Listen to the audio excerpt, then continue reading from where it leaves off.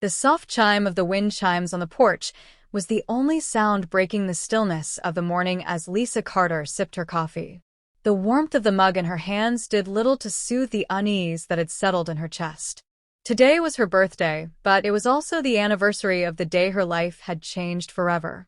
10 years ago, her husband, Daniel, had walked out on her and their son, Ethan, leaving behind nothing but a hastily written note and a lifetime of unanswered questions. She hadn't celebrated her birthday since then. There was always an ache in her heart, a reminder of what she had lost. But Ethan, her sweet, thoughtful boy, had made it his mission to bring joy back into her life. At 16, he was growing into a man, one who carried himself with quiet strength and a heart full of love.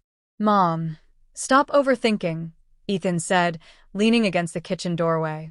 His messy brown hair was still damp from his morning shower, and his bright blue eyes held a spark of mischief. "It's your birthday. You're supposed to be happy." Lisa smiled, though it didn't quite reach her eyes. "I am happy, sweetheart. Just thinking." Ethan rolled his eyes. "You always do that. But today, I promise you, everything is going to change." There was something in his voice, a certainty that made her raise an eyebrow. "What are you up to?" He grinned. "Just trust me, okay?" Lisa sighed, shaking her head. Ethan had been planning something for weeks, whispering on phone calls, sneaking around the house, and grinning at her like he had the world's biggest secret. She had no idea what he was up to, but there was no denying that it was making him happy. The day passed in a blur of small moments, Ethan making her breakfast, insisting she relax while he took care of the chores, and even managing to get her to laugh at one of his ridiculous jokes. As the afternoon sun dipped lower in the sky, he finally declared it was time. "Okay, Mom. You need to get dressed," he said, practically bouncing on his feet. She narrowed her eyes. "Dressed for what?" He smirked. "For the surprise, of course." Lisa sighed but played along, slipping into a soft blue dress and brushing out her long auburn hair. When she stepped out of her room, Ethan gave her an approving nod before grabbing her hand and leading her to the car. The drive was short, but Lisa's curiosity grew with each passing mile. When they finally pulled up to a charming little cafe, she frowned in confusion. "Ethan, what is this?" "Just trust me," he said, grinning. He led her inside, past the warm glow of hanging lights and the smell of fresh coffee, toward a quiet corner where a man sat waiting. Lisa's breath caught in her throat. Daniel. Her heart pounded so hard she thought she might be sick. The man who had abandoned them, who had left her to pick up the pieces, was sitting just a few feet away. He looked older, wearier, but his eyes, the same deep brown that Ethan had inherited, were filled with something she couldn't quite place. Ethan gave her hand a gentle squeeze. "Just listen to him, Mom. Please."